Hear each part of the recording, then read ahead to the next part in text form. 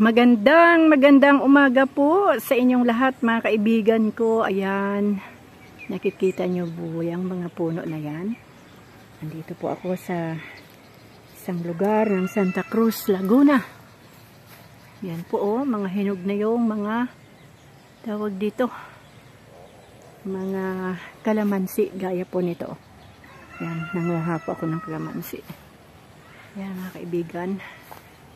Ito po ay farm ng isang kaibigan, kakilala. Ganda po dito. Marami pong prutas. Meron pong lansones, may rambutan, may dragon fruit, may bayabas. Ayun, may pato. Yan po ang kagandahan dito sa probinsya kasi maluwag kang makahinga-hinga.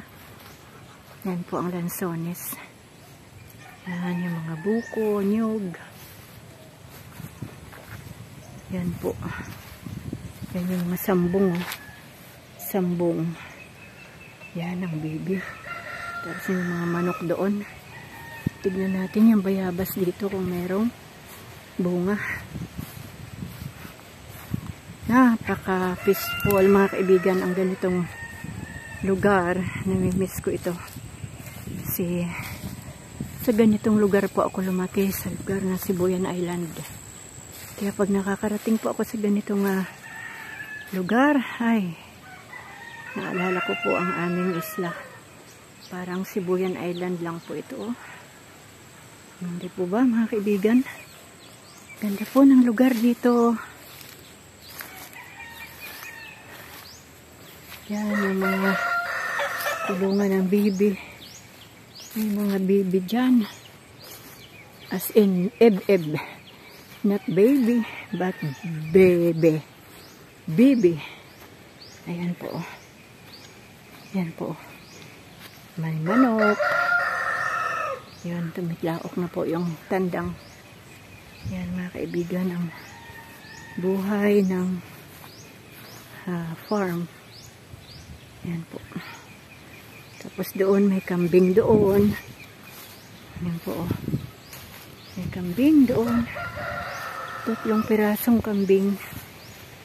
Tapos mayroong kubo doon sa dulo. Pwede raw tirahan kasi walang tao. Yan mga kaibigan, ang ganda. Yung magagamot talaga yung lungkot mo sa probinsya na pinagmulan mo. Pag nakikita mo yung ganitong mga lugar. Yan, meron po siyang dragon fruit. Dito na po ang dragon fruit. Umano sa puno. Gumapang. Bali yung ugat na lang niya natitira. Na gumapang po dyan sa puno. Yan. Ayan po mga kaibigan, no? Yan, dragon fruit. Daming dragon fruit. Yan ang mga nyug. Tapos yung puno ng mangga. Yung mga kalamansi. Tapos yan, may kunting parang bundok-bundok dito. Naakit tayo sa bundok-bundok. Yan yung aming sasakyan. Kotse ng aking kaibigan, ng aking best friend na parang bunso kong kapatid na babae. Yan. Ayun siya, oh. Nagbibideo rin yung kaibigan ko. Actually, yung farm na to, pag-aari po ito ng biyanan ng kanyang anak. Ganda po.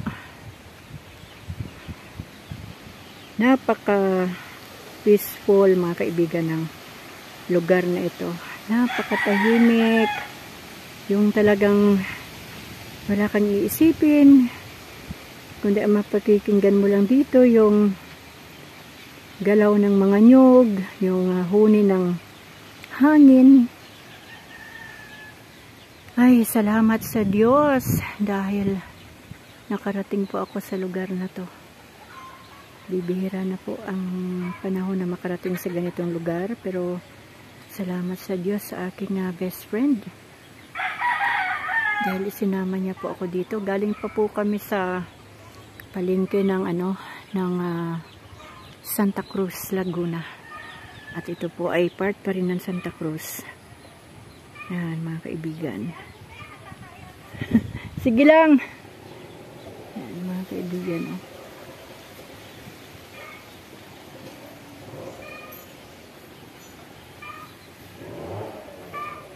Yan, may kutak-kutak pa ang manok. Kumukutak-kutak. Tapos na po kami mananghalian. Mananghalian po kami sa fast food. Para pagdating dito O, ayan mga kaibigan, doon sa probinsya namin sa Isla. Dito po mga tingting, ginagawang walis tingting. Tapos patutuyuin panggatong naman. Tapos ito po yung mga nyug. Yan. May mga dahon, pwede nang pangtanim yan, nyug,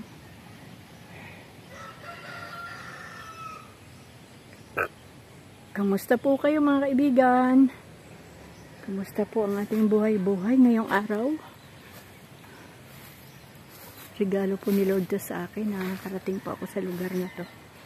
Ang kwento daw po nito, mula daw po nung namatay ang kanyang asawa, nangamatay din daw po yung mga dragon fruit, pati yung mga kalamansi. Parang hinahanap po yung pagkalinga o yung pag-aalaga ng asawang lalaki dito sa kanilang mga tanim na prutas. Ganda no mga kaibigan.